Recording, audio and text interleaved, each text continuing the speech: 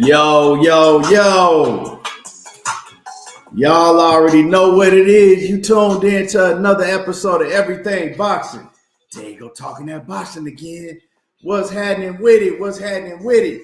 Yeah, come on in. Smash on that like button. Let me know you in the building. Jump in the comments. Yeah. We definitely gonna cook today. Big John Kramer, what's happening with it? Salute. Specs in the building. Light skin business, what's happening with it? TT in the building, what's good with it? Yeah, so we definitely gonna cook. Some things went down this weekend. So like I said, come in the building, smash on the like button, jump in the comments. Let me know you in here.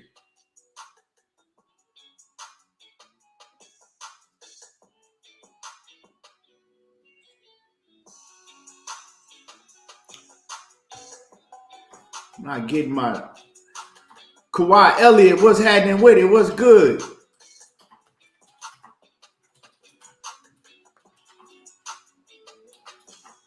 Tony Boswell in the building, what's happening with it?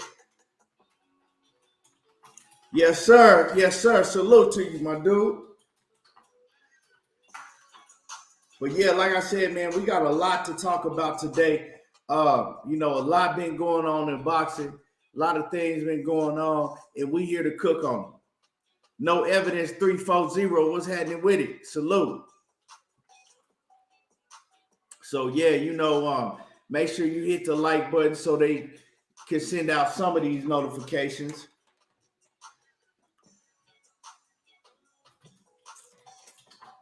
Man, they getting on Jermall Charlo head. Hey, man, everybody going at Jermall.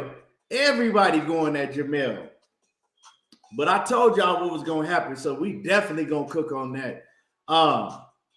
Man, Ugas, that was sad. We're going to cook on, Ugas getting beat up by Barrios. And yeah, it's time for him to let it go. Man, we're going to talk about the Erikson Lubin fight too.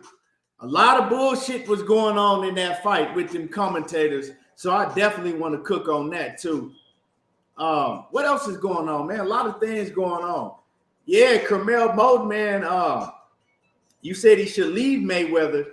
Oh, man, if y'all saw that press conference, like, that was horrible.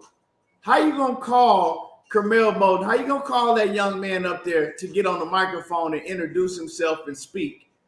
And then you take over the whole time talking about yourself for 30, 40 straight minutes, nonstop. And then when it's time for him to speak, you tell him, well, we don't want to be disrespectful. Canelo Alvarez got to get up here and talk. So, we got to give him his time, man. We don't want to. You sat up here and talked for 40 straight minutes and then let that young man barely say a word.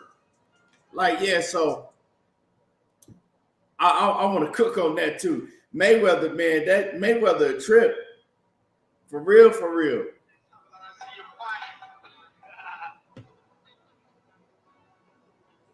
Man, Mayweather talked about himself for 40 straight minutes. Didn't take a breath.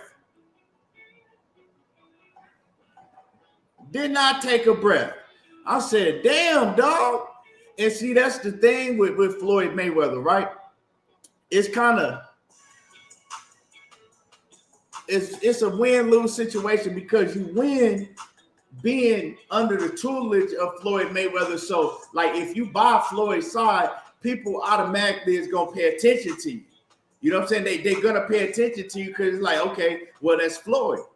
But then all the spotlight is removed from you and you the fighter because Floyd want to always stand in the spotlight and talk about what he did and who he beat and how he did it and how much money he got. And it's like, bro, you gotta chill out with that shit and let your fighters speak for themselves. It's like, man, damn. Enough is enough, man. I got his whole speech I got his whole speech memorized verbatim.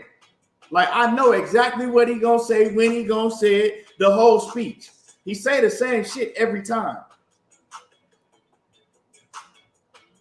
No, Jermell fought earlier. I don't know where people was getting that he had his fight after the main event. He actually fought like earlier during the day, I believe.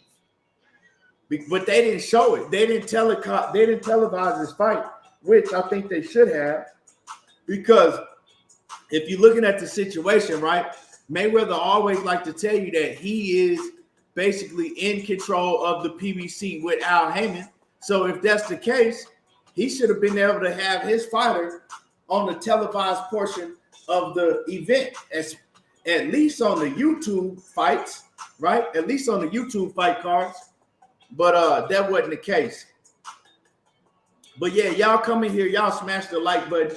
We definitely gonna cook up today. Matt Bergenson, what's happening with it? Salute.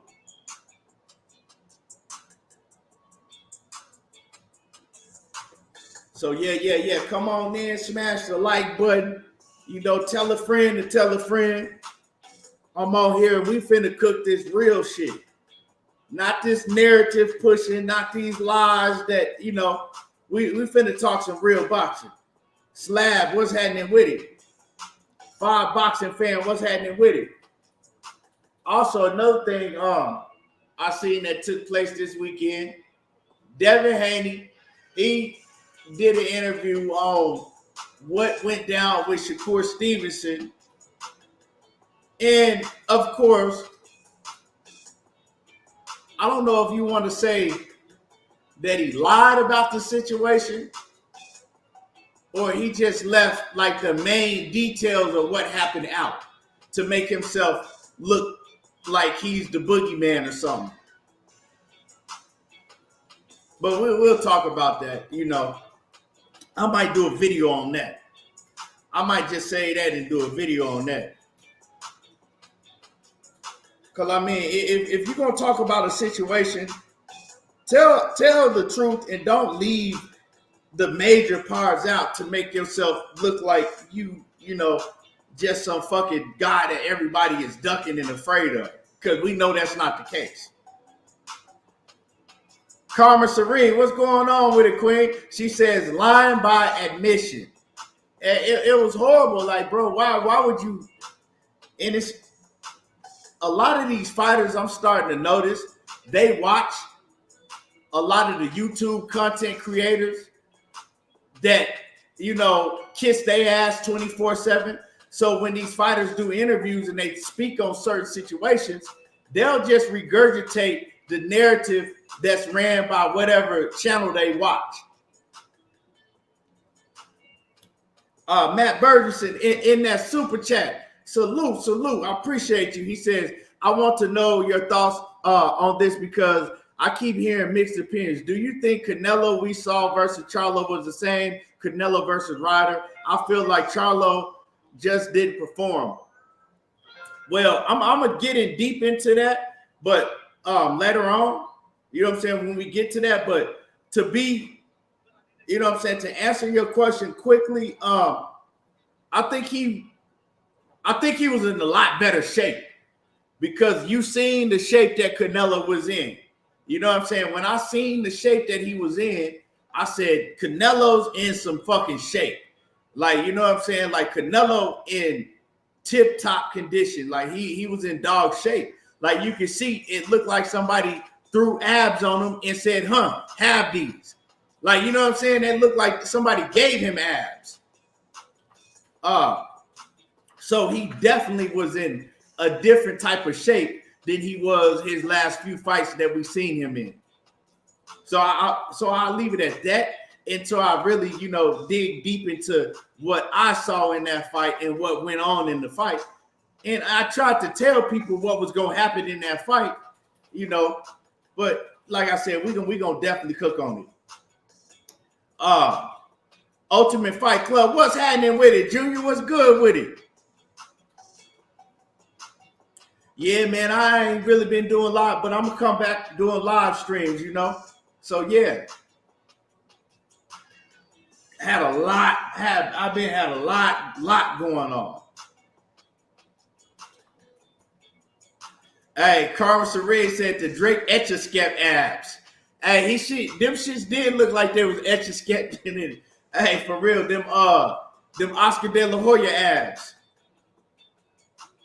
Yeah, man. But like I said, everybody smash the like button as you come in. If you're in the building, smash the like button, and we definitely finna cook today. Another thing I want to cook on. Oh yeah, I forgot to tell you something about Clarissa Shields. I'm gonna tell you off air though. Another thing I want to cook on is Jermall Charlo. Jermall Charlo showed up to show his brother love and support, man. And I expected that from Jermall Charlo. I didn't expect nothing less from Jermall Charlo. That was a good look, man. He embraced Jermell and just showed him that he was there supporting him. You know, he could have took another route and pretended like basically just blew it off and was like, no, he ain't effing with me. I'm not effing with him. But he did do that. He showed up. And announcement is Jermall Charlo looking like he is going to fight on the undercard of David Benavidez and Demetrius Andrade. And he going to be fighting Jose Benavidez. That's what it's looking like. If Jermall Charlo, we know he been up and down and up. So if he can stay on the right path, it looks like that he'll be returning on that fight card against Jose Benavidez, man. And I can't wait to see what Jermall Charlo is looking like. A good fight to come back. Jose Benavidez ain't no Rudy Poot, so it's a good comeback fight, man. Better than that's to me, that's a better fight than the guy Selecki that he was supposed to fight over 2 years ago. So I like it. You know what I'm saying? And when Maul is, clear-headed and not on no type of substances, he a different cat. You can see he's a different dude, level-headed, just different. But, when Maul gone off of whatever the fuck he be on, he a whole different type of cat also.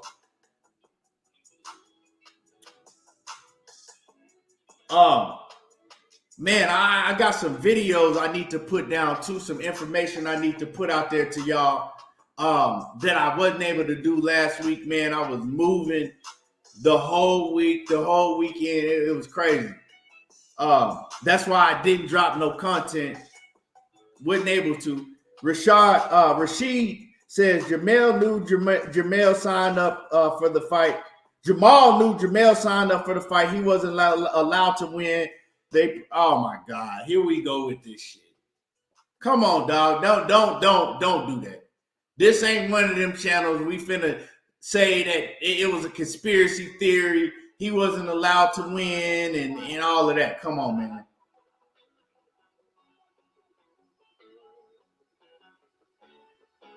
But, a lot of people are getting on Jermell they believe that he went in there to get a payday. They believe that he didn't put an effort up to win. And like I said, we definitely going to talk about that.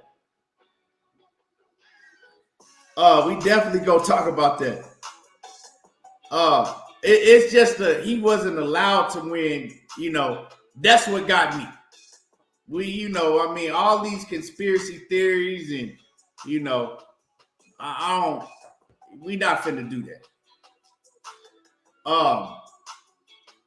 Yeah. But anyway, man, like I said, we definitely gonna cook today. Make sure you smash my like button.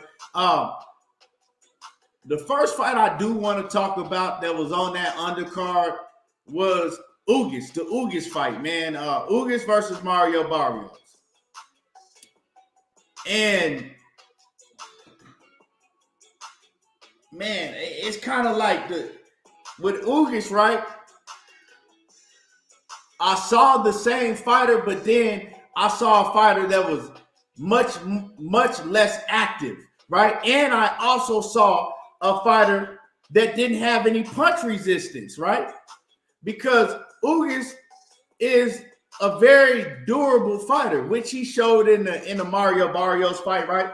But Mario Barrios is not a big puncher. And I saw Ugas getting rocked with jabs. Right? Let me say that again. Mario Barrios is not a big puncher. And I saw Ugas getting rocked with jabs. Ugas even got dropped by a jab.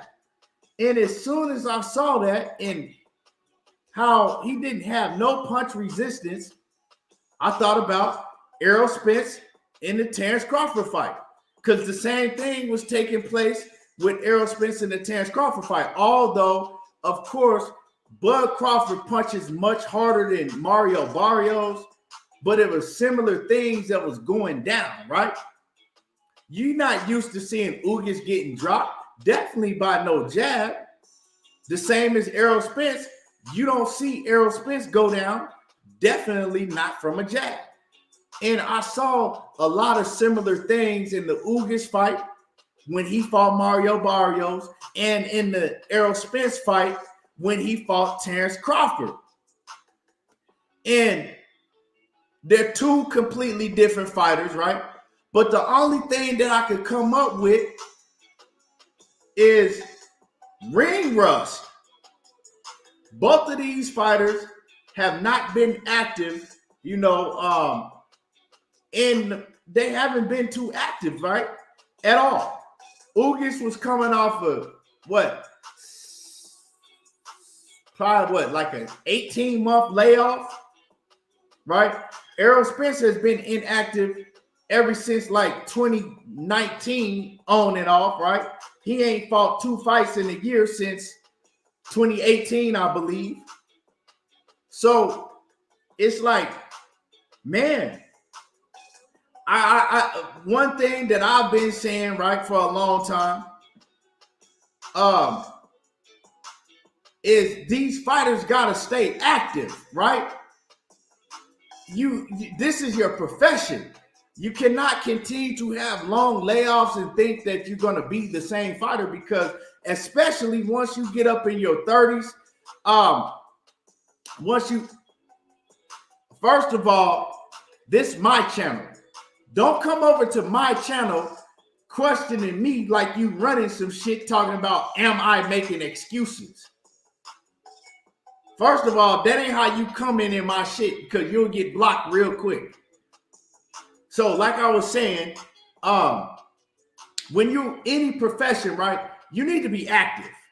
You can't continue to have layoff after layoff after layoff after layoff and think you're gonna be the same fighter, especially if you in your 30s, right? If you up in your 30s, mid to late 30s. And another thing is discipline. I don't know how Ugas' discipline is, so I can't speak on his discipline,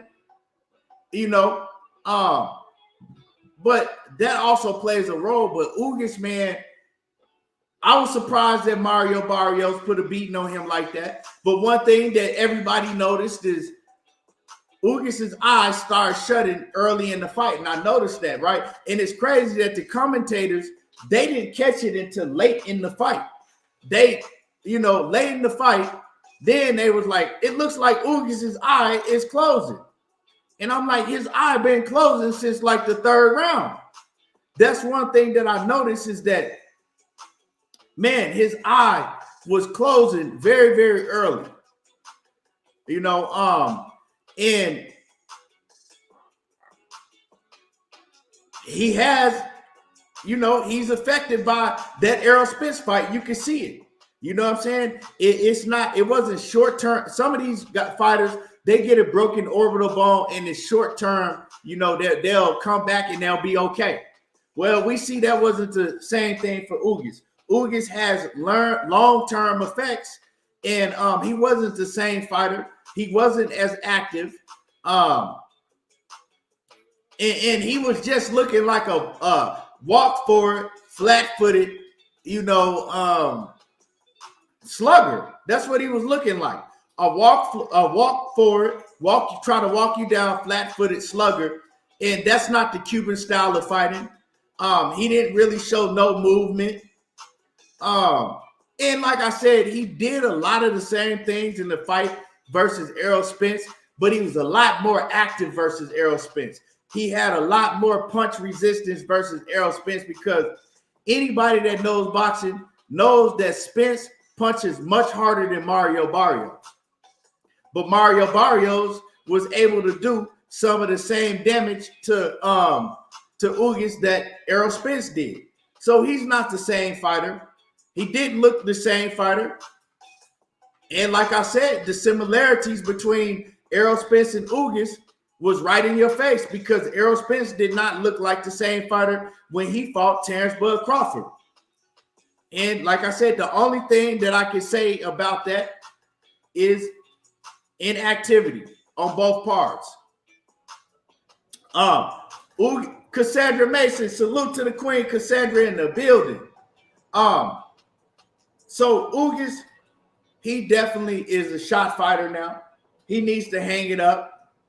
But also, Keith Thurman, he went out there and he pitched the shutout when he fought Mario Barrios. And nobody is talking about that, right? Everybody was dogging out Keith Thurman, saying that Keith Thurman's trash. Errol Spence don't need to fight Keith Thurman. When I was the one that was telling y'all, Errol Spence needs to fight Keith Thurman. Keith Thurman ain't no trash fighter. Keith Thurman is still a hell of a fighter. Keith Thurman only has one L on his record, and he went into the Pacquiao fight injured. Keith Thurman is another fighter that's always inactive, right? Always inactive, but Keith Thurman can fight. He dominated Mario Barrios. Mario Barrios might have won one round against Keith Thurman. So I want to see Keith Thurman back in the ring. I don't know what's going on with Keith Thurman. I thought that Keith Thurman was supposed to be fighting Ugas. I don't know what happened to that fight. I hope Keith Thurman is not behind the scenes pricing himself out of fights, because at one point in time, everybody knows that the PBC was paying their fighters a whole lot of money. I don't want to say that they was overpaying them, because I don't know what they was generating, right? But I know that they was paying their fighters a lot of money. So I hope this is not a case where Keith Thurman is, used to being paid what the PBC fighters were getting paid at one point in time, right? Whatever he was getting paid, I hope that he's not demanding $6 to $10 million, $5 to $10 million, up front or whatever to get in the ring and fight, and overpricing himself to where they're not doing business like that on the PBC no more. It's kind of like they switched up the tempo. They're paying you what you're worth now. You know what I'm saying? They're paying you what you're worth. So I don't know what's going on with Keith Thurman. I don't know if, some of the people behind the scenes are pissed off because he was turning down fights, so they making him sit on the shelf. But I want to see Keith Thurman back in the ring, because if Keith Thurman can get back to himself, Keith Thurman is a threat. He ain't never been no motherfucking Rudy Poo, regardless of what people try to say or regardless the narrative that people try to spin. Now, will Keith Thurman get beat up by Jaron Ennis? I do believe that. Does Keith Thurman want any parts of a fighter like Jaron Ennis? I believe he don't, but he's still a hell of a fighter. And to keep it 100, we all on Keith Thurman's neck to fight Jaron Ennis, but ain't none of these fighters stepping to the plate to fight Jaron Ennis.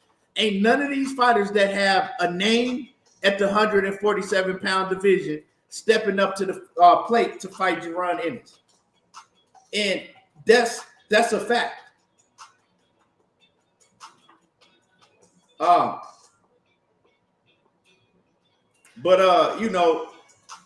just, my whole point even talking about this is, if fighting is your career, you cannot continue to afford to spend all of this time off, right?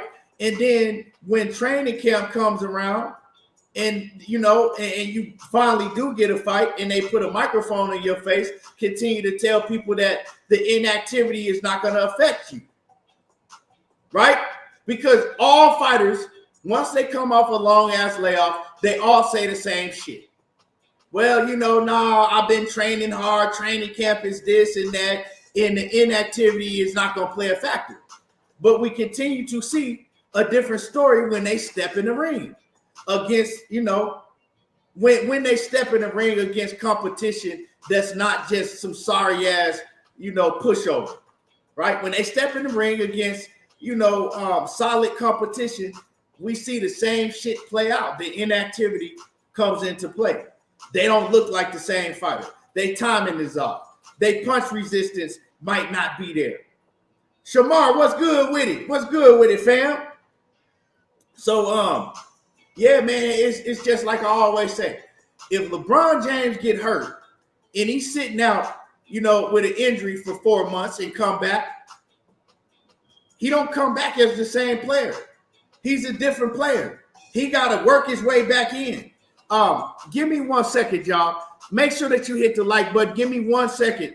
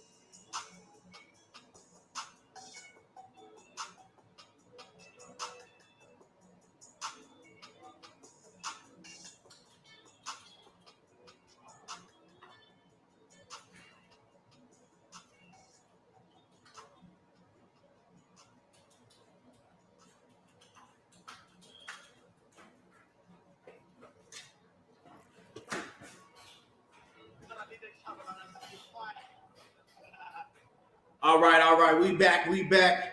So, let me see. Let me get to some of y'all comments.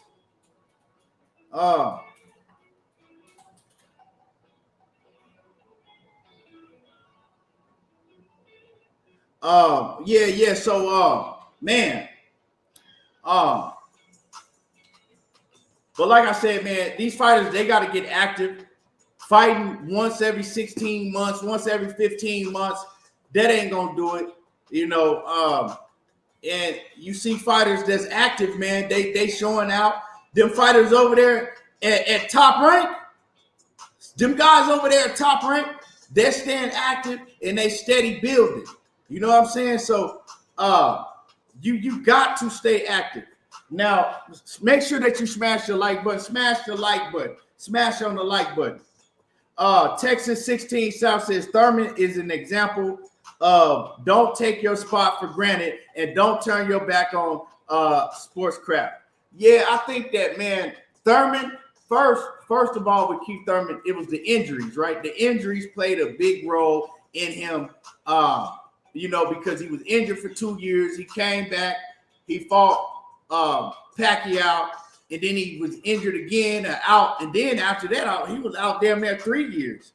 But then after that, he been good after that. So I don't know. Like I said, I don't know if he's overpricing himself behind the scenes. I don't know what it was, but I would have loved to see Thurman in the ring against Ugas. Because imagine, right, if that was Thurman that was in the ring against Ugas. Because, look, the 147-pound division, besides Jerron Boots Ennis, everybody basically has moved to 154. You know what I'm saying? Virgil Ortiz, Oscar De La Hoya said he'll be fighting at 154 or 160. So Virgil Ortiz is not going to be in the division no more, right? You got Terrence Crawford and Errol Spence. They not going to be in the division no more. You really don't have no big names in the division. You got Stanley Jonas and God, but you know they really not no big names like that. So Keith Thurman, the door is wide open. If he had took that Ugas fight, like I don't know what happened, but if he had took the Ugas fight, his name would have been right at the top of the map again, because if he was able to do to Ugas, which I'm pretty sure he probably would have, he might have even would have stopped Ugas, because Thurman is a much better fighter than Mario Barrios. We seen what happened when Mario Barrios and Thurman got in the ring together. So that's a fact. So if he had done that to Ugas, it would have been a much bigger headline. Way more people would have been talking about it. And then the fans would have been calling for Keith Thurman to fight Errol Spence or Terrence Crawford. But now he probably the only one. I'm probably the only one that is talking about Keith Thurman today. You know, but moving along, man. That's just my thoughts on that situation. Moving along, right? Jerome Boots Ennis is about to dominate the 147-pound division, and that's just how it's gonna go down. Boots is gonna dominate. But moving along, I want to talk about the Erickson Lubin fight. Yeah, this is a fight I've been waiting to talk about. I really want to talk about this fight because it was a lot of bullshit going on in that Erickson Lubin fight, and I continue to talk about this with these commentators. I'm watching the fight, right? And I have the surround sound on and all that, so I'm listening to it. But I know how to watch the fight, and I know when I'm being bullshitted by the commentators, because the fight that I was watching and the fight that the commentators was trying to make you believe was going on was opposite. I'm watching Erickson Lubin put on a boxing display. He was turning Erickson Lubin was turning Ramos, right? Hitting him with jabs, hooks, hitting him with uppercuts, right? Now, he wasn't that active, but he was landing pretty much everything that he threw on Ramos. Now, what Ramos was doing is he was backing Erickson Lubin up, and he was going to the body very well. But a lot of those shots, Erickson Lubin was blocking a lot of those body shots, right? Another thing is that CompuBox number shit that I always tell people. CompuBox is full of shit, and that shit ain't accurate always, right? Because it's a human controlling the computer and hitting the fucking button. That's what CompuBox is. So I'm looking at the shit, and I'm listening to these commentators trying to make everybody believe that Ramos is just dominating the fight. Ramos this and Ramos that, and Ramos is doing this and he's doing that. And I'm like, Ramos ain't doing shit. He's controlling the ring, and he's pushing Erickson Lubin back, to the ropes. But a lot of his shots he's not landing. Lubin was catching a lot of those shots and countering them. And then when they would get in the center of the ring, Lubin was turning them, outboxing them, out jabbing them. And I'm like, what the fuck are these commentators talking about? But I noticed what it was. They had the fighter that they wanted to win, right? The favorite. And that's what they did through the whole commentating telecast. They tried to make the fans believe, because most fans are not fans like me or some of y'all. Most fans, they're listening to the fucking commentators. So if they listen to the commentators, they're easily swayed, right? You got most people, they watching the fight at a fight party, or they watching the fight with other people. So the commentators, they play a big factor in the audience that's watching the fight. Not the judges, not with the judges. They don't play no factor with the judges, because they can't hear, the judges can't hear what the commentators are saying, right? But they play a big factor with the audience that's watching the fight. And we see this time and time again. We see this a lot, where the commentators will call the fight one way and the fight is actually going a completely different way in the ring. And they want to sway the audience to make the audience believe one fighter is dominating when that's not the case at all. And it was bad. You know what I'm saying? It was horrible with this Erickson Lubin fight, what these commentators were doing. And it was pissing me off. But I'm glad the judges got it right. I had Erickson Lubin winning. I believe I got to go back and watch the fight, right? But I believe I had him winning like the first 3 rounds, right? I had Ramos winning some of the middle rounds. And then, you know what I'm saying, during the back, probably like 8th through 12th round, Erickson Lubin was just outboxing him and dominating. So to me, Erickson Lubin clearly won the fight. If you know what I'm saying, if you want to stretch it, you can give Ramos a draw, which I didn't have it a draw. But to sit up there and commentate that fight and try to make people believe that Ramos was dominating the fight throughout the whole fight was some bullshit. We watched one sequence, right, where Erickson Lubin hit Ramos with like 5 clean punches in a row, right? It made Ramos stumble back. And the commentary team, they got completely quiet. They didn't say nothing for like 30 whole seconds. They didn't say not one word. And then when they came back, they started talking about Ramos again. And I said, oh, okay, I see what this is. I see what this is. It was horrible. It was horrible. And of course, when they put, you know, when they put a poll up where they say, okay, we're going to put a poll to see who the fans thought won. Of course, let's just keep it a buck. Let's keep it a buck. It's the Canelo Alvarez fight. 80% of the fans that's watching the fight are Mexican boxing fans. It's just the truth. Who you think they was going for? So putting up a fucking poll of who the fans thought was won after you sabotaged the whole motherfucking fight with the commentary, and then you got Canelo Alvarez fighting, which, you know, 80% of the people or more who's watching and tuned into the fights, especially watching Ramos fight, probably 90% of the people was Mexican. And like I said, I'm not shitting on Mexican fans or nothing. I'm just telling the truth. 90% of the people was Mexican. And so what the fuck you think they're going to tell you in the fans poll? Of course. So Ramos never admitted that he won the fight. He didn't even say that he thought he won the fight. So, you know, salute to Ramos. I like Ramos, man. He's a strong fighter. Hella strong, big and awkward built. It's crazy because I believe Ramos came from the 147-pound division, and he's big as hell. He was a lot bigger than Lubin. He's very strong. He goes to the body very well. He's relentless. But like I said, Lubin was just the more skillful fighter. Lubin could have been more active. I think that Lubin felt Ramos' power.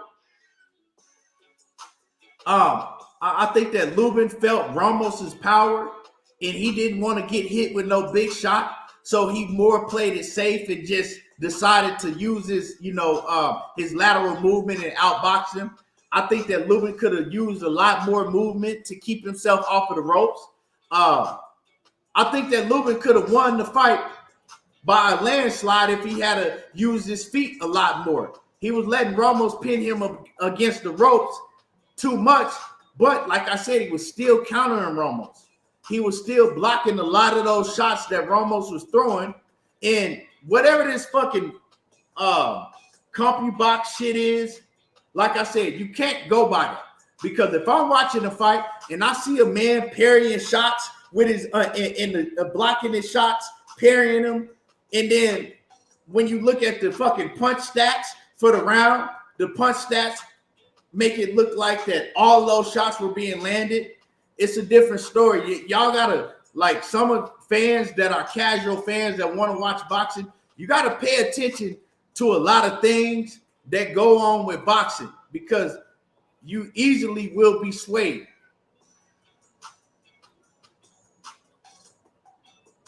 John Kramer says Lubin was surprised he won that fight. I don't know about all that. I don't know. I know that the fight that I wasn't looking to see if he was surprised. The fight that I was surprised. I'm going to keep it 100. I was surprised that they gave him the decision, but I thought that he clearly had won that fight. You know what I'm saying? So I was surprised that they gave him the decision, but I thought that he clearly had won that fight because he clearly won the fight. But yeah.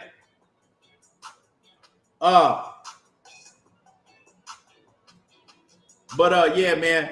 So salute to Lubin, man. He went out there against the odds, and I picked Lubin to win. He went out there against the odds, and he went out there and did his thing. You know, Ramos put up a good fight. He's a solid fighter. He's a strong fighter, and Ramos is going to be a force also in the 154-pound division. Ramos is only, I think he's like 23 years old or something. So yeah, he's going to be a force. I would like to see a rematch, but you know, hey, it is what it is. Great fight, man. It was a like I said, a lot of people thought it was boring, but both fighters was doing what they felt they had to do to win the fight, and that it is what it is. And Lubin can crack. So when you saw Ramos slowing down and they was like, oh, Ramos is slowing down and he's giving these rounds to Lubin. No, Lubin was cracking his ass. Lubin can punch. So Ramos was getting caught with some big shots, and he was, you know, thinking twice about going in there with his guard down. That's what the fuck was going on. Dankfather says, and Lubin is in every fight as long as he don't get clipped. Yeah, that's his thing. Specs in the building. Salute. Spec says ETB came back on fire. I had it a draw because Ramos' punch selection was better to me, but Lubin was catching him with that jab at will. I didn't think either did enough to win though.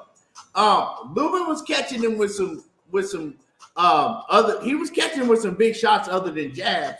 It's just Lubin wasn't as active, right?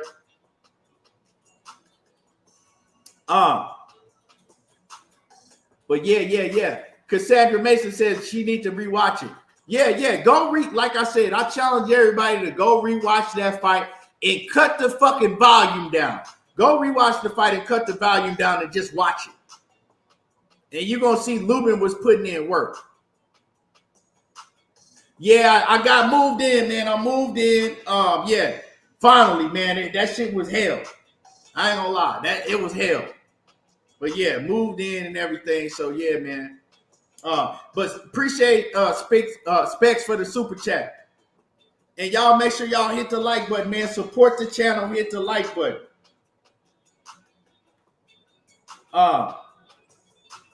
But moving along, right?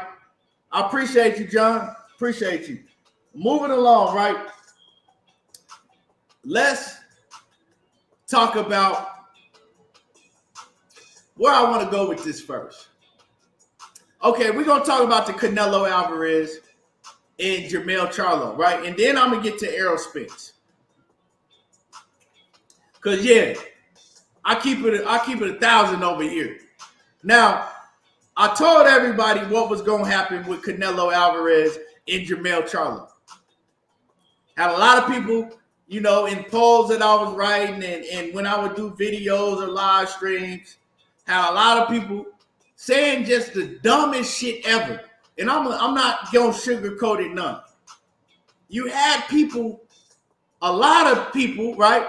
And we just going to keep it real because what people do in boxing, they'll pick who's going to win the fight by race, or they'll pick who's going to win the fight by hate, right? If they hate a certain fighter, or just by a fighter that they just ride with, right?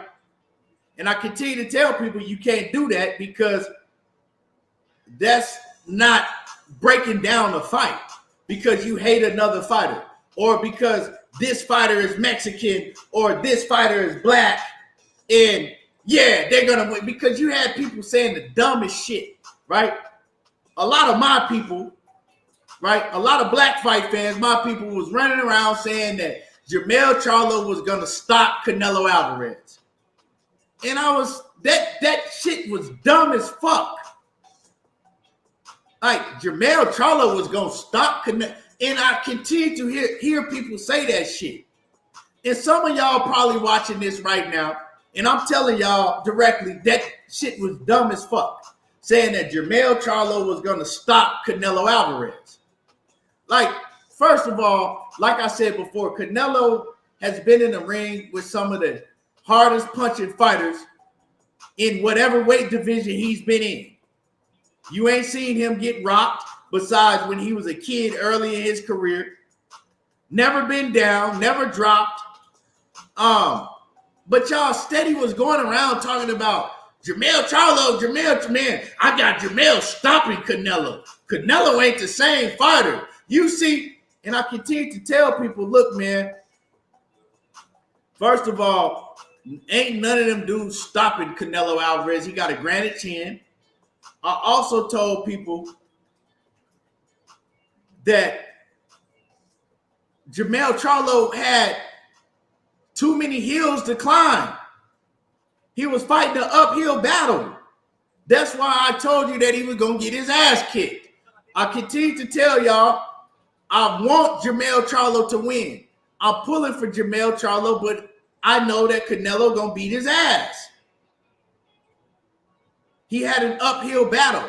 First, I tried to tell y'all that he's coming off a 16-month layoff. Moving up 2 weight divisions.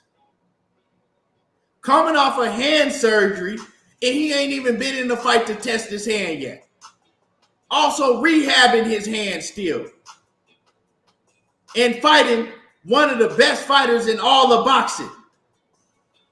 But y'all still want to pick, just because you hate Canelo and you just go with the fighter, that's not how you pick a fucking fight.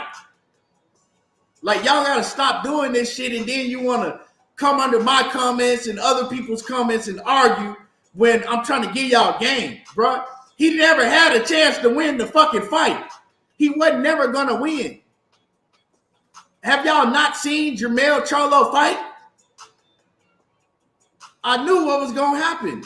I told y'all, once he started hearing Canelo, you know what I'm saying, that hitting him with them hard-ass body shots and overhands, Canelo was going to overwhelm him. Now, a lot of people talking shit about Charlo, dogging him out, saying that he went in there and he just laid down for a payday and he didn't try to win. And you guys are saying that because y'all thought that Charlo was going to win or come close to winning the fight. That ain't Jermall Charlo fight because y'all saw the product that was put in the ring. That's y'all fault for believing that Jermall Charlo had a fucking chance to win the fight. He never had a chance to win the fight. It doesn't matter how much you liked him. It is what it is. He didn't have a chance to win the fight. And yes, was he nervous? Well, Canelo told y'all. He told Jermall, this stage is different. He's never fought on a stage like this. When he gets in the ring, he's going to feel it. And so this is what you heard. This is what you saw. You saw Jermall Charlo get in the ring, right? And you seen the what do you want to say? The magnitude, right? You seen the magnitude of the event and the fight once he got in the ring and he look around and he seen that he's never fought right in front of 20,000 fans that's screaming for Canelo, for the opponent, right? You got stars in the building watching you, and then you got a man across the ring from you that's been fighting in the weight division that you've never fought in before, and you realize, fuck, right? This shit is really real. You should have known this by Jermall Charlo's energy leading up to the fight. Right? Y'all should have known his energy wasn't the same energy that he had in all of his other fights, right? He wasn't too confident leading up to the fight. Just like Errol Spence's energy versus Terrence Crawford, you didn't see a confident Errol Spence leading up to that fight. You got to look at these things. When a fighter is usually very, very confident, they got a lot to say. They're telling you what they're gonna do, and they guaranteeing victory, right? And you're used to seeing that type of fighter leading up to the fight, but now you see a totally opposite character. That lets you know right there that they're not fully confident. Right? I'm not disappointed in Jermall Charlo at all. Y'all should be disappointed in yourselves for believing that he was going to win. I kept telling y'all he was going to get dominated. Right? I put out a post on my community, and I said, look, y'all, I'm going for Jermall Charlo. I want him to win, but Canelo Alvarez is about to beat the shit out of him. It was he never had a chance to win the fight. He just never did. And like I said, it was too many factors. He got in the fight, and you could tell that people were saying that he was scared. You don't want to say scared because he got in the ring with Canelo, right? He knew he was going to have to fight this man. I believe that he was nervous. Once he got in the ring, the nerves kicked in. Y'all got to understand, right?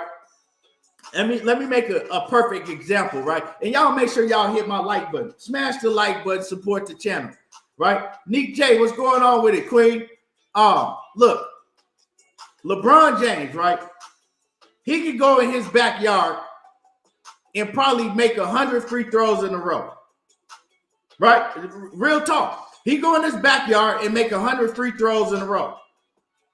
You put LeBron James at the line of an NBA Finals, you guarantee, right, with the game on the line, you can almost guarantee that LeBron James is going to miss at least one of those free throws, right?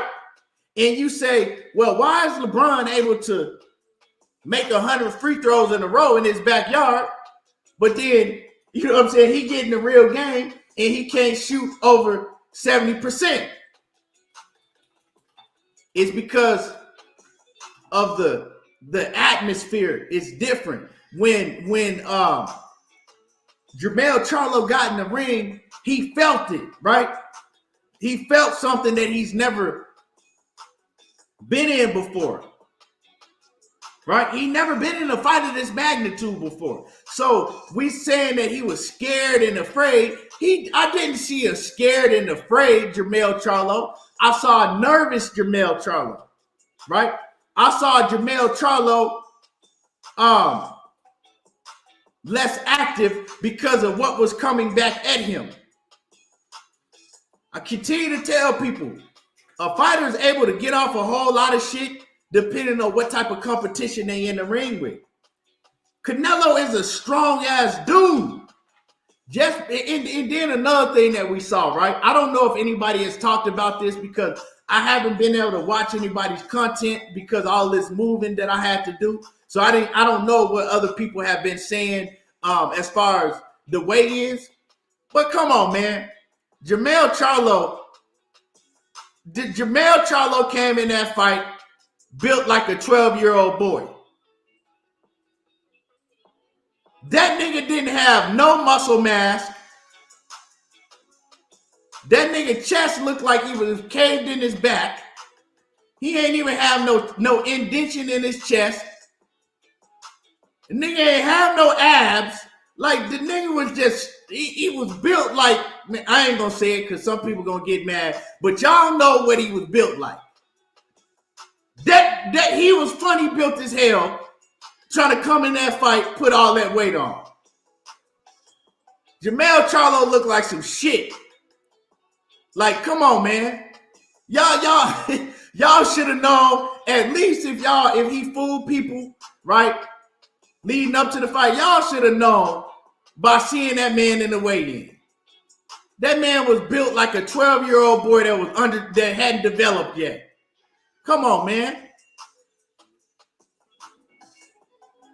And I said, man, Jermell Charlo needs to be ashamed of himself for getting on this motherfucking scale looking like this. Look like he had fucking, you know one of them motherfuckers that, some of y'all know what I'm talking about. Them cats that go in the gym and they just fucking put on a whole bunch of fucking weight, but they don't do no repetition and they do a weak ass workout and take a lot of weight gainer and shit to gain weight, but they don't have no muscle. That shit is just all water and weight gainer. That's what Jermell Charlo looked. That nigga looked like he was fucking just, you know what I'm saying, just doing his regular boxing trainer and taking weight gainer to gain weight. That shit he ain't feel out right. That shit looked horrible. He needs to go back down to 154 ASAP.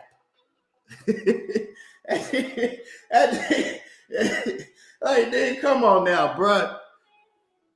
Man, nigga built like Tyson Fury and shit. Oh shit. Hey, you know who Jermell Charlo was built like fucking Ramos. With Jermell Charlo and Jesus Ramos, they both had the same body build. Both of them motherfuckers was funny built as hell. LaShawn Harris said he didn't hire a nutritionist. He needs to hit that fucking weight room. That's what he needs to do. That nigga ain't had no business looking like that. Hey, but man, that boy was funny built as hell. Hey, for real, man. But moving along, man. Charlo he was nervous, like I said, and Canelo was overwhelming him. Canelo was basically muscling him and treating him like a child, putting him in a headlock and shit. What happened with Charlo is he felt Canelo Alvarez's power. Canelo throws all of his shots very hard. And when he throws his shots to the body, like he's putting all his weight, his hips, his lower body, and he turning on every shot. And Jermell Charlo ain't never felt no power like that with 8-ounce gloves on. So yeah, when you feel power like that in a fight of that magnitude, if you never been in that situation before, a lot of fighters are gonna freeze up. All that I'm a lion and I'm like, come on, man, that shit is just talk, right? All of that is just talk. That shit is for show.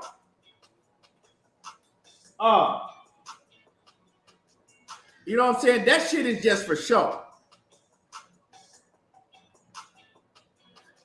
But like I said, man, when I looked at both fighters and I broke down, like I've seen Jermell Charlo losing fights before. We've all seen Jermell Charlo losing fights, but he always is able to bail himself out with his power.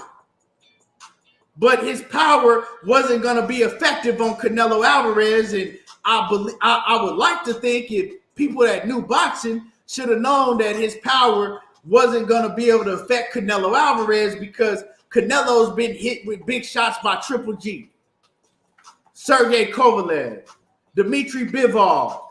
You know what I'm saying? He's been in the ring with the biggest of punchers, and they weren't able to affect Canelo, right? So what make you think that Jermell Charlo, a fighter moving 2 weight classes up, like a lot of people think that if you move up in weight, you're going to punch harder. You're not.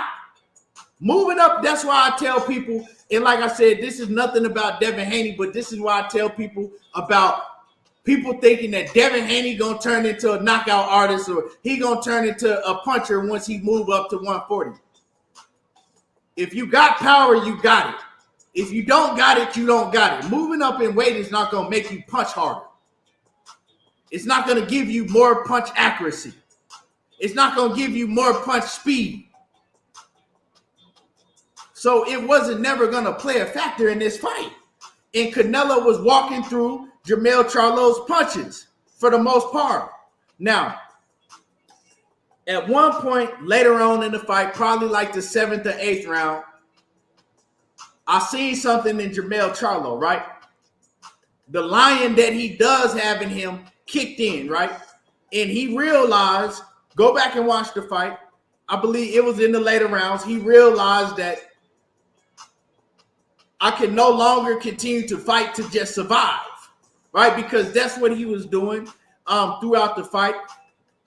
He looked like he was pretty much in survival mode. Like, you know what I'm saying? He was fighting to keep Canelo Alvarez off of him. Let's say that, right? He was fighting to keep Canelo Alvarez off of him. Yeah, he was trying to get his shit off at the same time, but a lot of spots in that fight, he was fighting to keep Canelo off of him. And I seen probably maybe 8 or 9. I have to go back and watch the fight. He realized, I'm in this fucking fight. Like, I can't go nowhere. I'm here. I'm not going to lay down and let this man knock me out. So I got to fight. Like, I got to fight. And people are not talking about this, right? He fought. Like, he tried to put up a fight. It took him a long time, but he did try to put up a fight.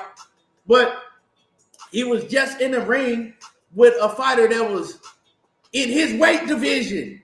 Like, let's stop acting like Canelo Alvarez wasn't supposed to do this.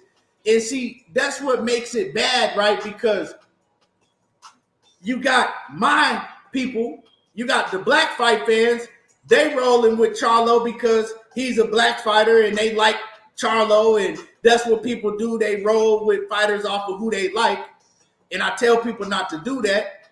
And they was going around saying that, oh man, Charlo is bigger than Canelo. Charlo gonna win. Charlo gonna do this, and Canelo ain't this, and Canelo ain't that, and Charlo gonna do this, and Charlo gonna do this and that, right?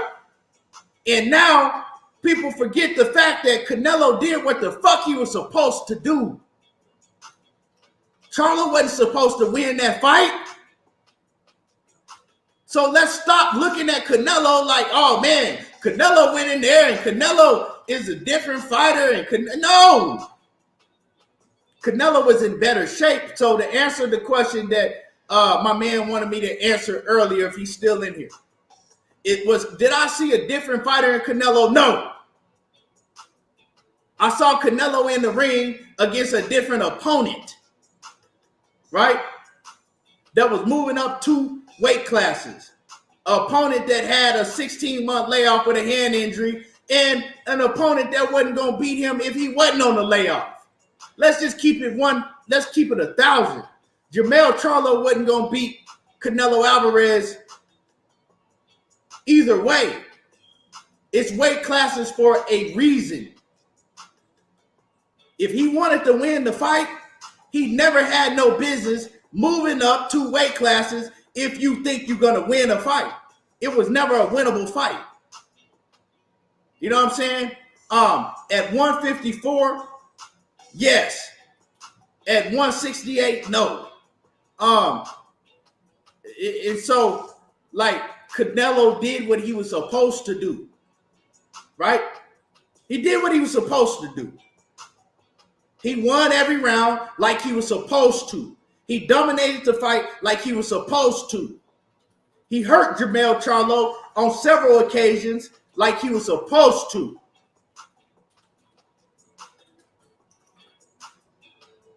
That's what he did. He didn't get tired because he didn't have a fighter that was in there pressuring him to where he had to fight off of his back foot and do more, right? He was able to fight at his pace. You don't get tired like that if you don't have a fighter that's pressing the issue, making you tired. So no, I didn't see a different Canelo. I actually saw Canelo that was getting hit with shots that I know that the 2018-19 Canelo wouldn't have got hit with. Right? That Canelo that had that excellent defense with the great upper body movement, you know what I'm saying, that'll block your shit and then counter you. I didn't see that Canelo. I saw a Canelo that was walking forward. He was getting hit with shots by Charlo whenever Charlo decided to let his hands go, but it wasn't affecting Canelo because, you know, Charlo's a much smaller fighter naturally. And so I didn't see. I saw a man that went in there. You give Canelo credit for doing what he was supposed to do. Now, let's talk about who Canelo should fight is David Benavidez. Because if you get in the ring with David Benavidez, somebody that's in your weight division, you're not going to see that same Canelo. Or, well, yeah, you'll see the same Canelo, but he'll look very, very different. You see, it'll be a much different fight. You're going to see the same Canelo that got in the ring with Jermall Charlo, but y'all going to say it's not the same Canelo because he ain't going to look like the same fighter. It depends on who you're in the ring with. Big Dose, what it do? So stop going to, like, I'm not telling y'all who to watch because, you know, support these channels. But stop letting these content creators hype your head up and get y'all hype, you know what I'm saying, because they don't like certain people. Because that's what's going on in the YouTube community. Yeah, I said it. You know what I'm saying? And y'all over there, you know what I'm saying, and on certain channels listening, and everybody do that shit, you know what I'm saying? And listening and getting hyped up and then letting motherfuckers run you into a dead end. You know, it is what it is, man. He never had a chance to win the fight. So I don't believe that people should be disappointed in Jermall Charlo. He tried. He did his best. Like, he did do his best. Like, people wanted to see him go out on his shield and get knocked out. For what? I know I can't win the fight. So why am I going to go out and I know I can't knock this man out, right? This is what people wanted to see. People expect Jermall Charlo to go out, try to knock out Canelo Alvarez. And I got something to say about Derrick James also, right? People expect Jermall Charlo to go out, try to knock out Canelo Alvarez when he's in the fight with that man. He know that he can't knock out Canelo Alvarez. He know that his punching power is not affecting Canelo Alvarez like that. So people think that he's just supposed to go out there and just, you know what I'm saying, throw everything in the kitchen sink and get knocked the fuck out so y'all can run it. Because when that happens, all y'all gonna say is, oh man, he got knocked the fuck out. Canelo knocked him out. No. So he continued to fight smart and do what he had to do. Why the fuck you want to see that man laid out, you know what I'm saying, unconscious in order to say, oh, well, he went out on his shield? No. If he wasn't in the fight, if he realized that he wasn't able to knock his opponent out, why try something that you're not confident that you can do? I heard Derrick James telling Jermall Charlo, right? I think probably about the 10th round, he probably started telling him, maybe 11th round, you got to go out there and knock this guy out. You got to go out there and get him out. Derrick, you watching Jermall Charlo the whole fight, and you seeing that he's overmatched. You seeing that he don't have the ability to go out there and knock him out, right? It's just not going to happen. Like, y'all got to stop with this bullshit. You know what I'm saying? Like, it's just not going to happen. At some point, you got to look at things and be realistic about things, right? This ain't the fucking movies. This ain't a goddamn fucking Rocky Balboa movie. You know what I'm saying? Where there's a happy ending and all of that. This is real life. You know what I'm saying? This is real life shit. It wasn't going to happen. And so he was overmatched. And so if people want to say that he was trying to survive, yeah, he was trying to survive.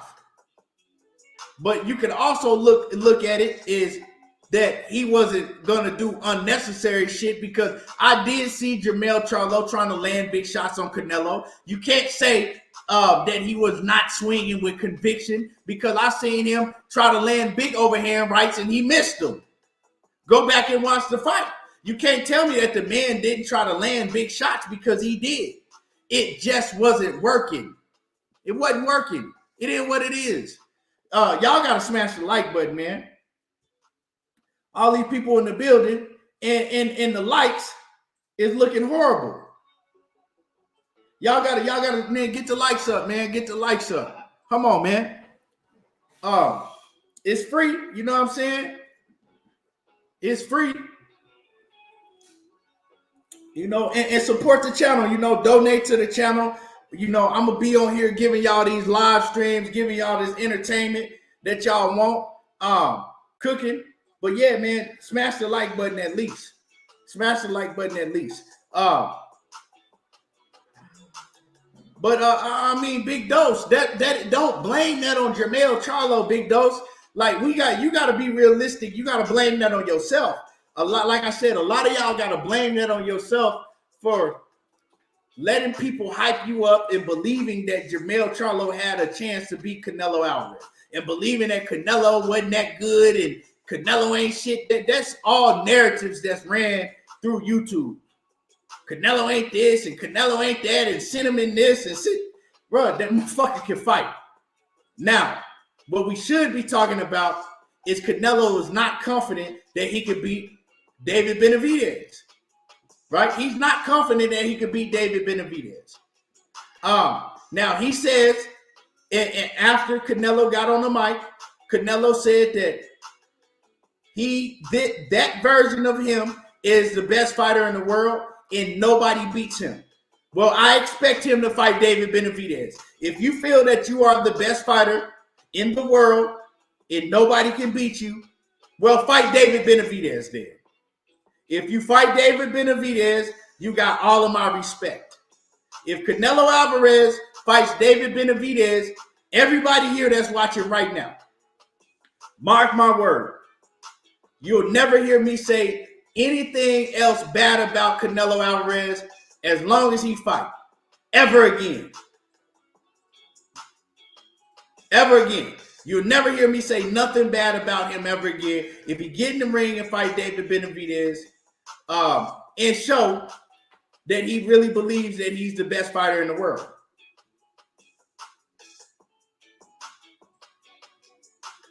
But yeah, I believe guys like David Morrell and David Benavidez will not only beat him, but make him look like a completely different fighter, and people will be saying that he's not the same fighter. It's the competition, y'all. Imagine if Jermall Charlo's in the ring with David Benavidez. Imagine if Jermall Charlo moved up 2 weight classes and got in the ring with David Morrell. It would be real ugly. Yeah, real ugly, like Precious and Seal had a baby.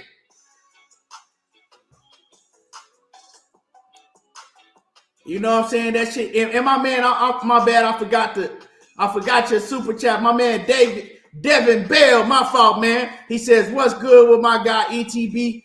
On daddy duty, but I'ma check the replay out, supporting the grind, man. I appreciate you support, man, showing love. Yeah, check the replay, man. Cause I ain't done yet.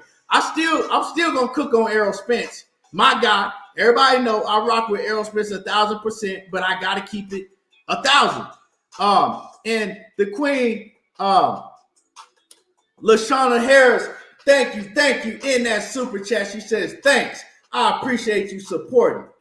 I appreciate you. Much appreciated. Now, smash the like button.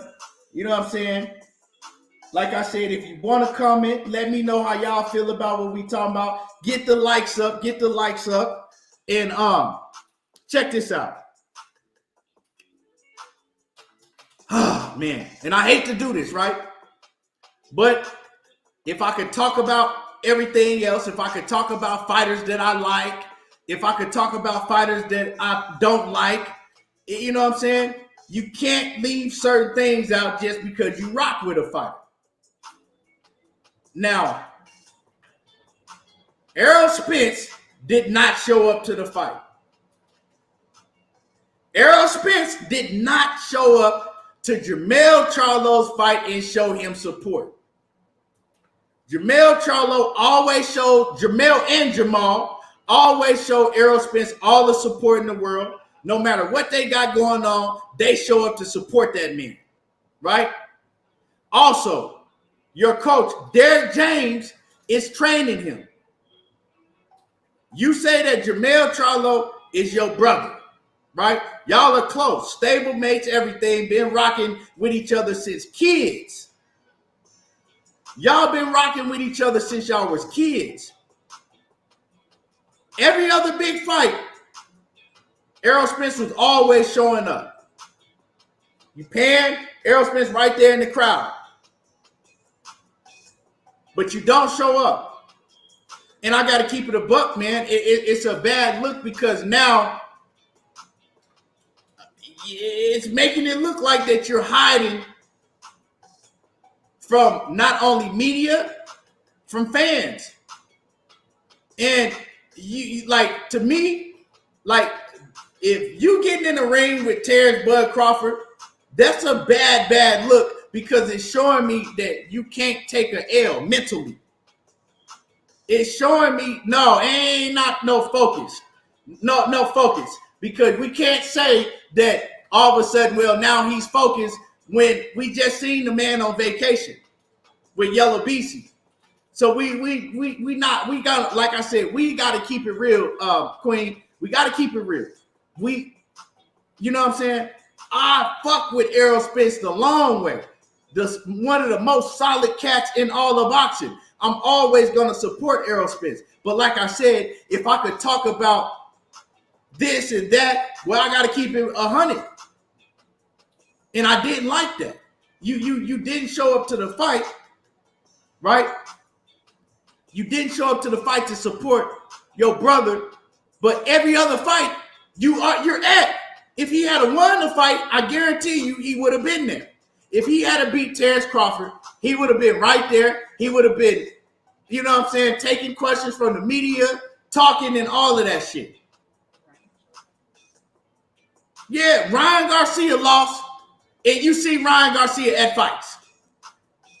Like, you got to be able to take an L. No, it ain't in the lab cooking.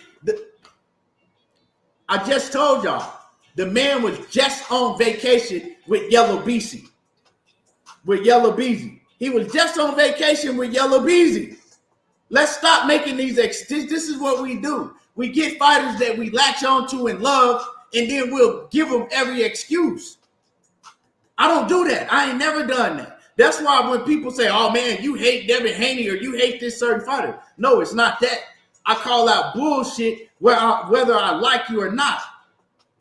We don't, Jay Grant, you can't put that on Tank because Tank hardly shows up to fights. When have you seen Tank show up to a Canelo Alvarez or Jermell? Tank don't show up to a lot of fights. Errol Spence be at all the fights. So all of a sudden now that you lost and you don't show up, that's a bad look because you're not just not showing up to any fight. This is your stablemate, one of your close partners, your coach. You know what I'm saying? And it's the biggest fight of each one of their careers. And you don't show up, bro. It's showing me, let's just keep it 1,000. It's showing me that you, like Jermaine was said, you're embarrassed to show your face in public. You embarrassed. You don't want the media to ask you questions, right? And the loss is affecting you mentally because you're affected by what you think people are going to ask you and what other people are saying. This is the boxing game. You win and you take L's. But you gotta take your L's just like you take your W's. And yes, he took his L like a man. He didn't make excuses. But him not showing up to this fight, that's a bad look, dog. And Jay Grant says, yes, he didn't want to answer no questions, right? But the thing is, right? The thing is, when you win, are you answering questions when you win? So heavy is the head that wears the crown. You can't, well, I lost. Now I don't want to talk to nobody. I don't want to be seen. I don't want nobody to answer me no questions.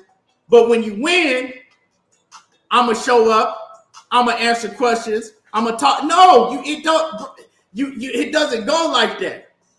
You know what I'm saying? When LeBron James, when the Lakers lose the NBA Finals, they still got to go up to that motherfucking podium and answer their questions. You can't behave one way when you win, and then when you lose, it's a total opposite.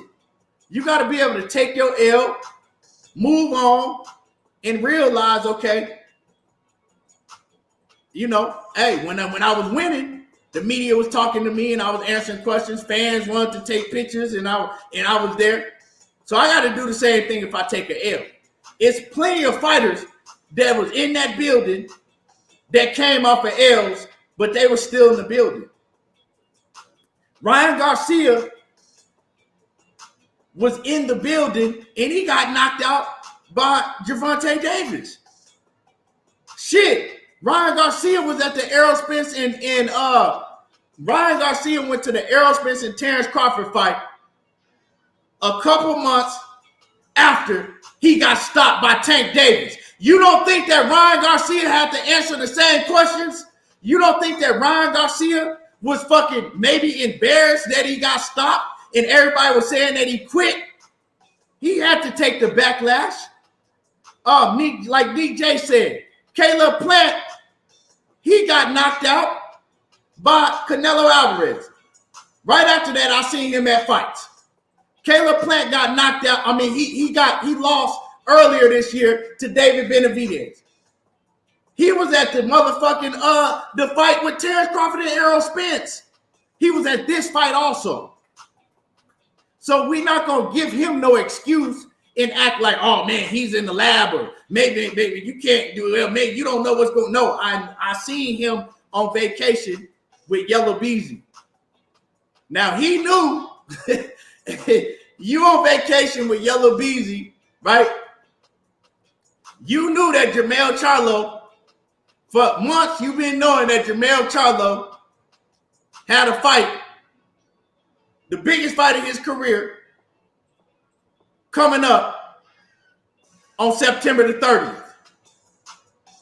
It's no excuse for you not to show up and support your brother in the biggest fight of his career and your trainer in the biggest fight of his career. It's no excuse, man. And I'm not going to give him one. That's a bad look. And I'm telling y'all right now, with Nisi, and I still support Errol Spence. So I'm just keeping it a buck. I'm still going to ride with Errol Spence. Anybody that he get in the ring with, I'm going to root for him to win. But I'm not going to be a fool and tell you that he's going to go out there and beat Terrence Crawford his next fight, because he's not. And I'm going to tell you why he's not going to beat Bud Crawford, because mentally it's affecting him. And that, what not showing up to that fight, showing me that your mental is not right. You care too much about what people going to ask you and what people say. Real talk. It's not. Don't do it. Don't. So if they do ever rematch, which I don't even really seeing them rematch. I really don't see them rematch because of the politics, and then with Bud Crawford pulling this bullshit he's pulling. And I'm gonna tell y'all, Errol Spence bet not get in the ring with him at 147 pounds. But yeah, man, it's not. We're not finna talk like, oh man, he was. Lashana says he might be pissed at Mel for putting him on blast on All Access. No, Mel didn't put him on blast. What Mel said, and it would end like, so I don't know if anybody has been putting out that narrative. I don't know, or but that's not what it was.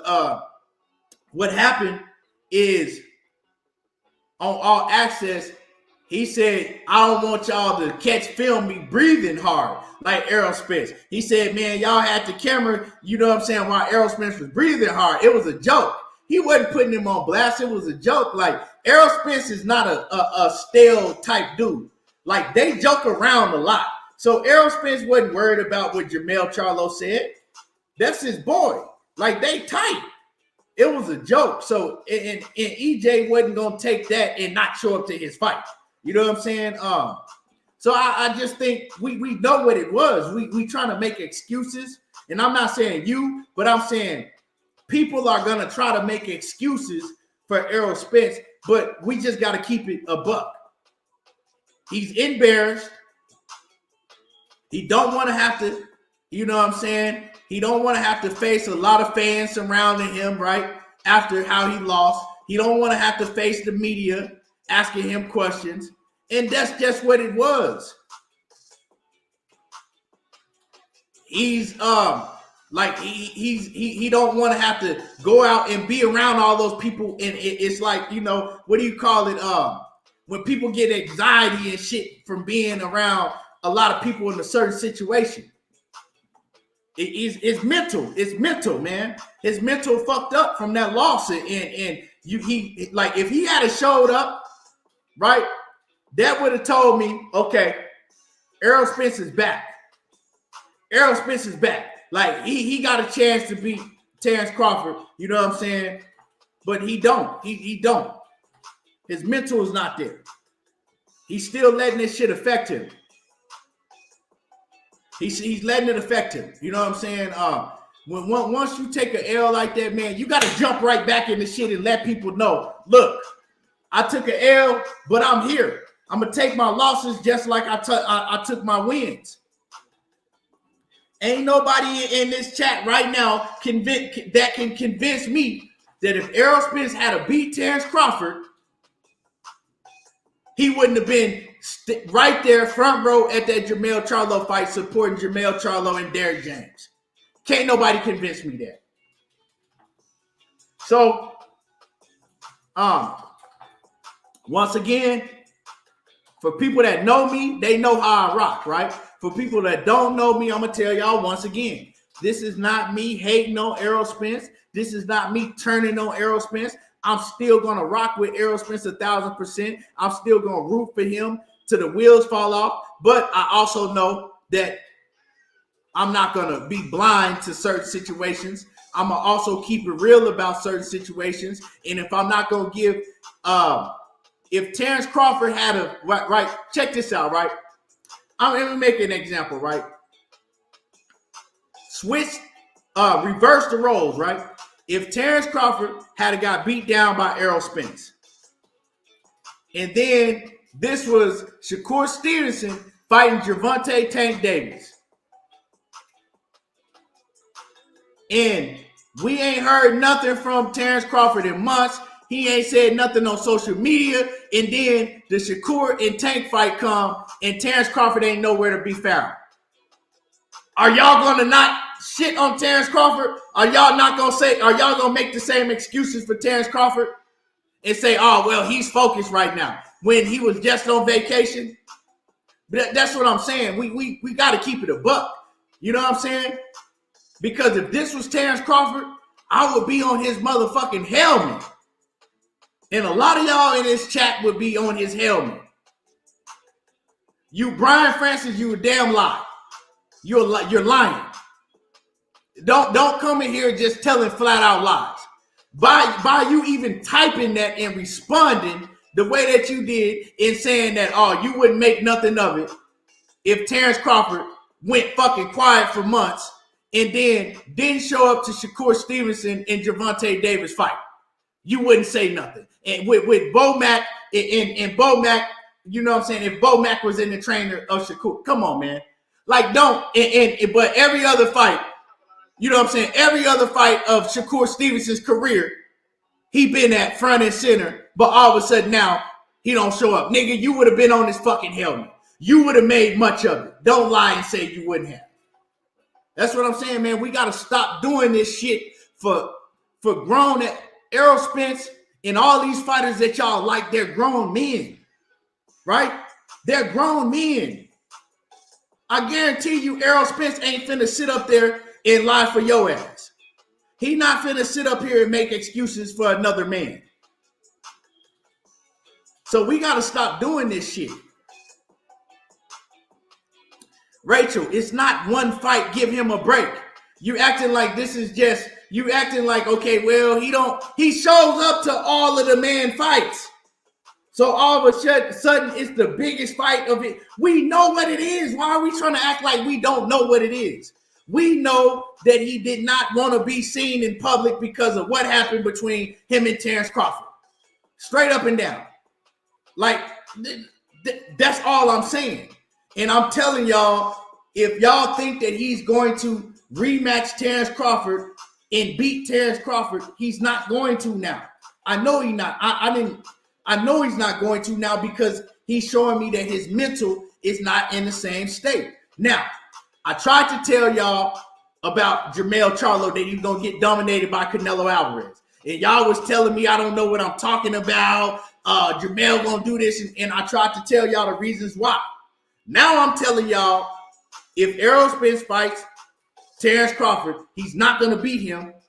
And I'm telling y'all, this is one of the key reasons why, because I see that it's affecting him mentally. You can listen to me. You ain't got to, but I'm telling you. So if the time comes around, come back and give me my flowers. That's all I'm saying. Because I tried to tell you.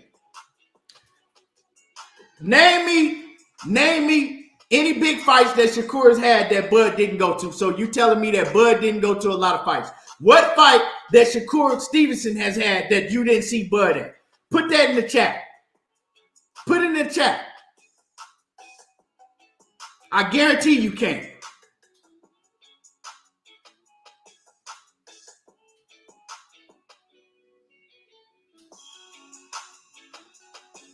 Nick J said it's two reasons he should have been there. DJ and his friend was in the biggest fight of his career. Simple. Exactly. That's all I'm saying. And now, because we like a fighter, we trying to give them excuses and all this, you know what I'm saying, extra shit.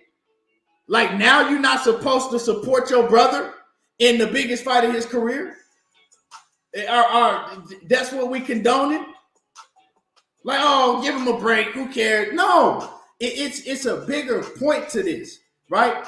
Y'all just got to admit that, man, y'all got to admit that he's affected, and the reason he didn't show up is because the way he lost to Terrence Crawford. It's simple as that.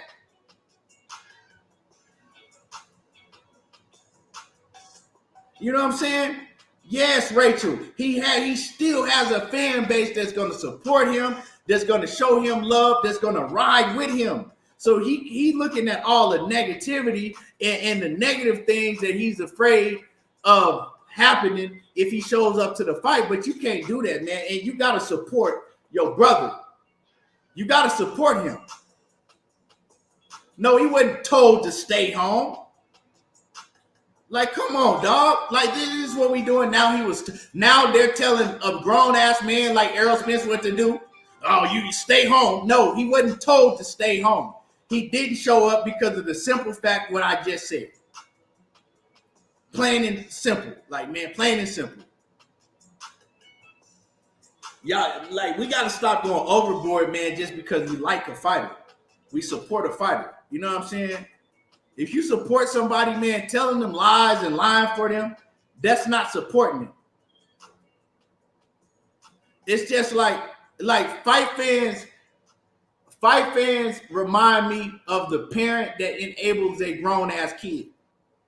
That's what fight fans, y'all act like parents that enable y'all kids, right? And what I mean by that, everybody know a parent that got a fucking, you know what I'm saying, 30-year-old kid that's still living at home. You know what I'm saying? But they refuse to kick them out of their house. They don't want to do shit. They grown as fuck, but they refuse to kick them out of their house. But the only thing you're doing is enabling them to be a fucking bum. Y'all act like that with fighters that y'all love. Y'all lie for them. Y'all make excuses for them. You know what I'm saying? It's just, that's what that is. If y'all really care for the person, y'all got to keep it real.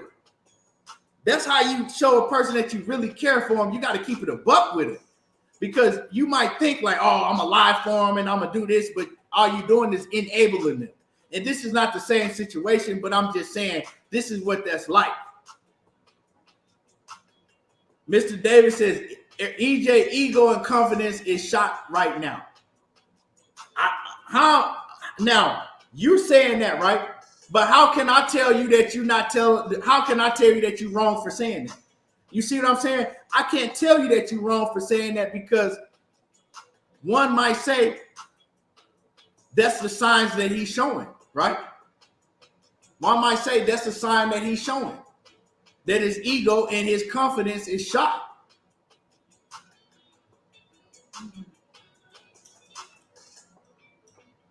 Noel, I appreciate you.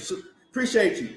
So, you know, like I said, man, a lot of people don't like the shit that I say because I'm gonna keep it a buck with y'all. I'm not just gonna, you know, ride a fan and lie for him and make excuses because I like that fan. And I get it, you know, that's what most content creators do for the most part. Not everybody, but most do. That's what most fight fans do. But man, I can't do that shit because I don't do that shit in real life. You know what I'm saying? If I don't do that with my woman, she right here, she'll tell you. She don't like a lot of shit that I say, but you know, hey, I'm gonna keep it a buck. If I don't do that with my kids, if I don't do that with my personal friends, everybody will tell you I don't do that type of shit. I'm not finna just tell you what you want to hear because I like you. People gotta stop doing that, man. If we could talk about people freely that we might not like or that we don't care, we got to do the same shit when it comes to fighters that we do like, because it go both ways, man. You know, like what KQKC say, I call it straight down the middle. You know, and I just don't like. I'm not gonna say it's sucker shit, but hold on, y'all. Let me answer my door. I'll be right back. Hold on.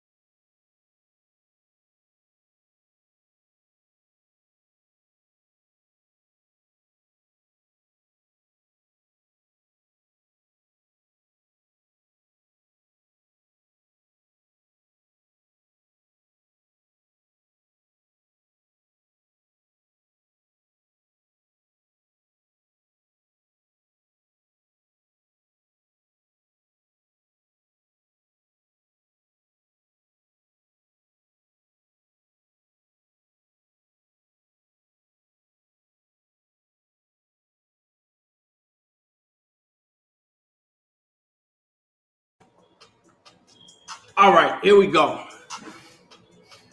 So yeah, man, I just wanted to point that out because, you know, honestly, right? And this is why I'm talking about this, right? And I don't know if anybody else has talked about this. Like I said, I haven't got a chance to watch anybody's stuff yet. Been busy, but this is the reason I'm talking about this, right? Because I was looking for Errol Spence. I'm like, and you know, I'm like, he got to come to the fight and support Jermall Charlo, right? In the biggest fight of his career. I'm looking for Errol Spence. And I'm looking, and I'm like, okay, he's still going to come. I'm telling Gina, I'm like, because she's asking me too, and I'm like, he's still going to come. He'll just show up, you know, right before the main event. Spencer's just going to show up right before the main event, so he don't have to answer all those questions and everything. And he never showed up. So that bothered me, right? That really bothered me because you you don't do that to your partner. You know what I'm saying? You're supposed to show, whether you think he gonna win or lose, that you're supposed to show up and show him support. And I wasn't feeling that. You know what I'm saying? I wasn't feeling that. Like it was a bad look, and it showed me that, you know, your mental is fucked up from the loss that you took. So, you know, it is what it is. Hey, I'm gonna tell y'all like this. A person's character, you can really see a person's character, you know what I'm saying, in the time of need, of bad times, and in boxing, you know, when they take an L. And I'm not, and his character ain't flawed, but I'm just saying his confidence is. Because he's still a solid ass dude. Errol Spence is one of the most solid dudes, but this right here, it wasn't good. It wasn't good. I didn't like this. At all. I wouldn't say it's sucker shit at all. I wouldn't go that far, because EJ, he stood solid too many times. Adversity. My bad. That's the word I was looking for. Through times of adversity, you can really see a person's character, right? And his character ain't flawed. He ain't on no sucker shit. It's just, I just think that his mental is fucked up right now. His mental is fucked up. Errol Spence don't have a PR team, Hollywood. We're not going to say that his PR team told him not to show up, bro. We got to stop doing this shit. He didn't show up. Errol Spence is a grown man. We're not all of a sudden going to act like that Errol Spence is a yes man that gets told what to do. Errol Spence is a boss. He's his own man. He do what the fuck he want to do when he do it. When he want to do it. So all of a sudden now, we're not going to say, well, maybe his PR team or maybe Al Heyman told him not. No. That man, why would y'all even say that? Don't show up to your best partner's biggest fight of his career. Don't show up to the fight. They don't tell these fighters not to go to fights. Come on, man, stop. Y'all gotta stop this. They don't tell fighters not to show up to fights. Now, they might tell fighters, if you don't answer certain questions, right? They'll tell fighters, okay, you know, if the media tried to ask you about when your next fight date, you know, just tell them you don't know. If the media try to ask you this question, you know, don't answer it. But they don't tell these fighters that you can't show up to the fight. Come on, dog. Y'all gotta stop this, man. y'all, man, I know we ride for Errol Spence, but this ain't it. This ain't the way to ride for that man. We just gotta keep it real, because wherever y'all at right now, whether you at home, at work, in your car, outside, wherever you at right now, you know that y'all know what the real is. Y'all know what the real is. You know what I'm saying? You know deep down, you just trying to make excuses for him, and we ain't gonna do that. Now, tune in to my brother Money Brown, because if this topic come up with my brother Money Brown, y'all gonna hear everything y'all want to hear. But y'all ain't gonna hear that from me. Money he gonna tell y'all what y'all want to hear. You know what I'm saying? Hey, Money gonna tell y'all what you want to hear. And if you tune in to Big Dose, whenever Big Dose do his thing, if it's Devin Haney, Big Dose gonna tell you what you want to hear. Oh shit. Hey man, Money gonna tell you this shit, man. Make sure y'all watch out for Money Brown going live, because if this come up, he gonna tell you exactly what you want to hear. Oh man, I love it though, man. It's just boxing. It's just entertainment, man. It's just entertainment. But hey, next time, ask yourself. Next time, do this right. And if you're a content creator, or if you just, on here, for all the content creators, next time ask yourself, if you put out some content and people get up under your comments and start calling you all type of names and, you know what I'm saying, getting on your head, ask yourself, is your favorite fighter going to jump in them comments and defend your ass? And if you don't have a channel where you create content, if you just got a channel, right, and you support content, if you click a link on any channel, if you click a link on my channel, and I start eating your ass alive, ask yourself, is your favorite fighter going to come in and throw in the flag and fucking and defend you? And I guarantee you 1,000% of the time, the answer is going to be no. It's going to be no. Your fighter is late. While y'all defending y'all favorite fighter, they living a great life. Probably, you know what I'm saying, they laid up. While y'all defending Errol Spence, that man on vacation, enjoying himself. Matter of fact, hold on. And I'm going to end it with this. Hold on. And y'all make sure y'all smash the like button.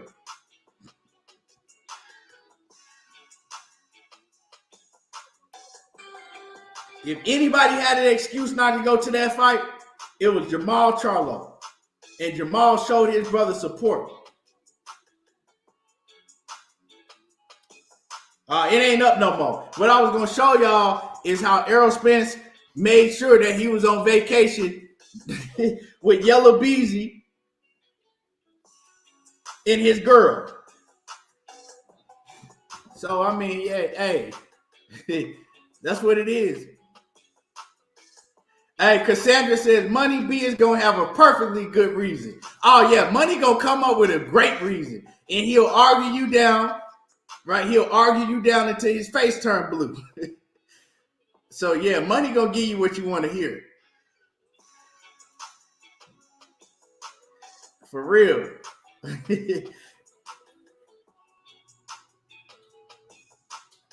He said, nah, that ain't T.I. shit that be playing on my videos. That's my cousin's music. Yeah, that's my cousin music. Yeah. Yeah, but anyway, man, I appreciate y'all for coming through, showing support. We'll be back tomorrow. I will be back tomorrow. You know what I'm saying?